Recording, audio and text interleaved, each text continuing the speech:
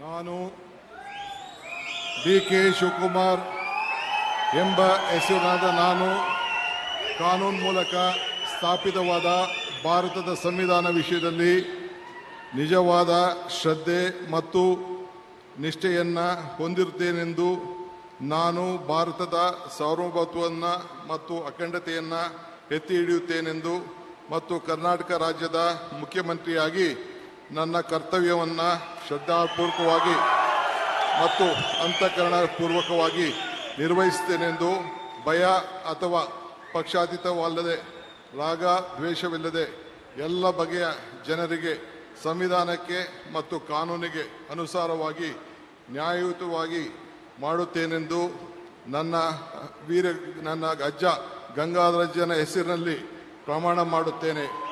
ಶ್ರದ್ಧಾಪೂರ್ವಕವಾಗಿ ಪ್ರತಿಜ್ಞೆಯನ್ನು ಮಾಡುತ್ತೇನೆ. ಮಾನ್ಯ ಮುಖ್ಯಮಂತ್ರಿಗಳು ಈಗ ಪ್ರಮಾಣ ವಚನಕ್ಕೆ ಸಹಿ ಮಾಡಲಿದ್ದಾರೆ. ನಾನು ಡಿ.ಕೆ. ಶಿವಕುಮಾರ್ ಎಂಬ ಹೆಸರಾದ ನಾನು ಕರ್ನಾಟಕ ರಾಜ್ಯದ ಮುಖ್ಯಮಂತ್ರಿಯಾಗಿ ನನ್ನ ಪರ್ಯಾಲೋಚನೆಗೆ ತರಲಾಗುವ ಅಥವಾ ನನಗೆ ತಿಳಿಯದೇ ಬರುವ ಯಾವುದೇ ವಿಷಯವನ್ನು ರಾಜ್ಯದ ಮುಖ್ಯಮಂತ್ರಿಯಾಗಿ ನನ್ನ ಕರ್ತವ್ಯವನ್ನು ಮುಕ್ತ ನಿರ್ವಹಣೆಯ ಅಗತ್ಯವಾಗುವುದೆಂದು ಸಂದರ್ಭದಲ್ಲಿ ಅಲ್ಲದೆ ಅನಾತ್ಯ ಯಾರೇ ವ್ಯಕ್ತಿಗೆ ಅಥವಾ ವ್ಯಕ್ತಿಗಳಿಗೆ ಪ್ರತ್ಯೇಕವಾಗಿ ಅಥವಾ ಪರೋಕ್ಷವಾಗಿ ತಿಳಿಸುವುದಿಲ್ಲ ಅಥವಾ ಬಹಿರಂಗಪಡಿಸುವುದಿಲ್ಲ ಎಂದು ನನ್ನ ಅಜ್ಜನ ವೀರ ಗಂಗಾಧರ ಅಜ್ಜರ ಹೆಸರಿನಲ್ಲಿ ಪ್ರಮಾಣ ಮಾಡುತ್ತೇನೆ. ಶ್ರದ್ಧಾಪೂರ್ವಕವಾಗಿ ಪ್ರತಿಜ್ಞೆಯನ್ನು ಮಾಡುತ್ತೇನೆ.